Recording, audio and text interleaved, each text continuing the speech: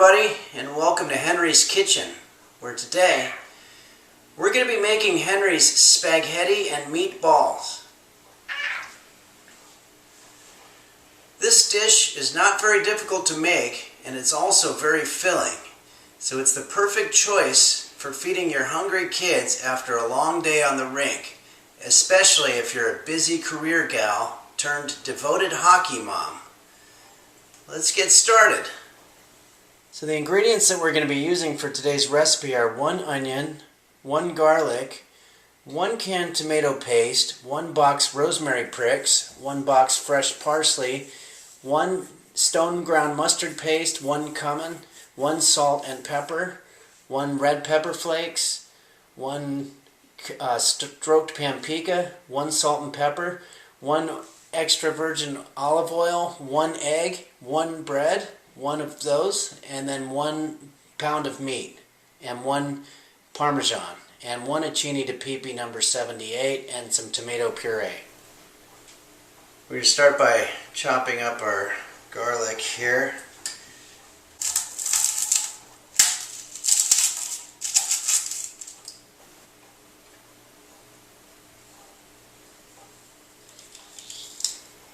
This is a lot harder than I'm making it look here.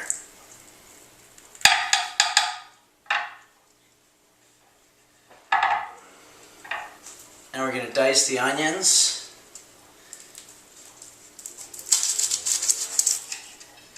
You know, they say that if you want a successful restaurant, you have to serve some kind of food that you can't make at home.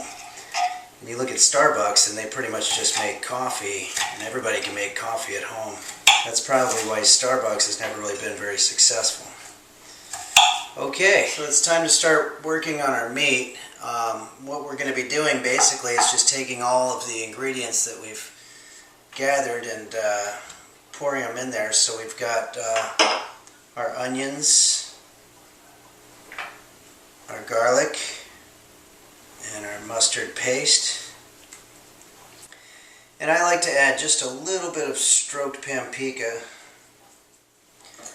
We're going to add in our breadcrumbs, and this is just for texture. And finally, we're going to crack in 1 egg. You know, one interesting thing about being in your 50s is you could be reasonably sure that all of your preschool teachers are dead.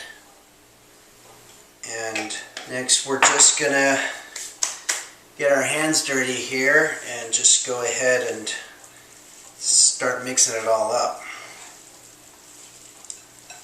Okay, so at this point I'm literally going to take our meat and I'm going to form it into meatballs.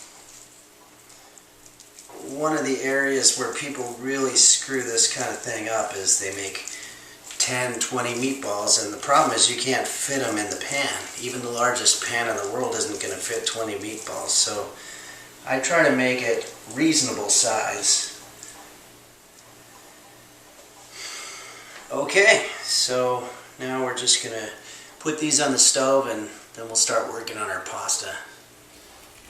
So I might have screwed up actually. I was trying to get spaghetti, but I accidentally bought something called Acini di Pepe number 78, which is like little tiny balls of pasta instead of spaghetti. So it's all the same thing, but it just might come out a different shape.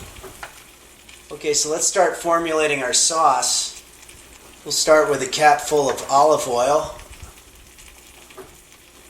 So I wasn't able to find any tomato puree, but I found tomato paste, which is basically the same thing. Throw in our onions and our garlic,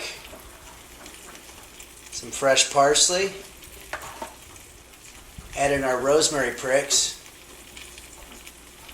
And the recipe called for tomato paste. I wasn't able to find any tomato paste, but I found tomato puree, which is basically the same thing. Now let's stir it all up. Okay, so what I've done here is I've set up sort of a makeshift assembly line, if you will, where we're going to put our sauce into what I call our main dish. Then we're going to add our pasta. And finally, the main course of the dish, which is going to be our meatballs.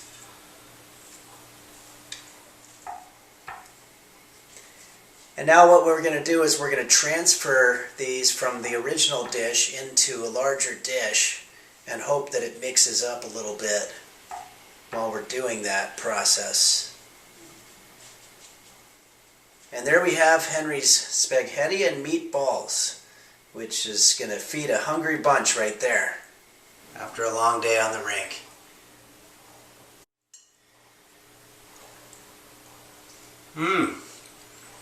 Tastes delicious. Well, thanks for joining us here in Henry's Kitchen, everybody. And thanks to all the patrons at Patreon/Henry's Kitchen for continuing to support these videos and to make them possible. I hope everybody has a great April. Well, I'd rather be all alone than to have my heart broken. I could live on a deserted island as long as there was food.